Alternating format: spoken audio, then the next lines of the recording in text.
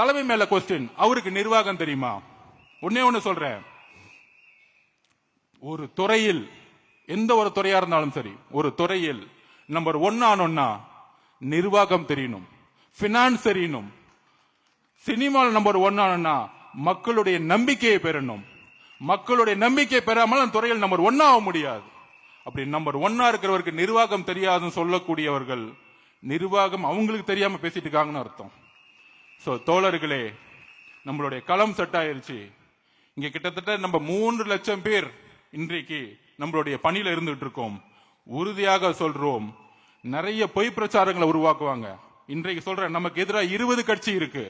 20 கட்சியை சார்ந்தவர்கள் ஊடகங்கள்ல இருப்பாங்க, ஊடகத்துறையில இருப்பாங்க. அப்ப பேசக்கூடிய வார்த்தைகள்லாம் எப்படி இருக்கும்? நமக்கு எதிராக தான் இருக்கும். நமக்கான பொய் பிரச்சாரத்தை உருவாக்குவாங்க. நீங்க எல்லாம் ஜெயிக்க முடியுமா? தனியா போனீங்கன்னா என்ன ஆகும்? பணம் இல்ல, ஒற்றுமை இல்ல. இது எல்லாம் நம்ம நிர்மல்குமார் சொன்ன மாதிரி தான். ஒரு குடும்பத்துக்கு ஒரு ஓட்டு வச்சுக்கோங்க, 2.25 கோடி. திமுக வாங்கினது 2,09,00,000 போன எலெக்ஷன்ல. அவ்வளவுதான். இப்பயே நம்ம திமுக மீறிட்டோம். ஒற்றுமையாக இருந்து களம் காண்போம். நம்மளால் வரலாற்றை உருவாக்க முடியும். எதிர்காலத்தை உருவாக்க நிகழ்காலத்தில் நாம் அர்ப்பணிப்புடன், தியாகத்துடன் பயணிப்போம்.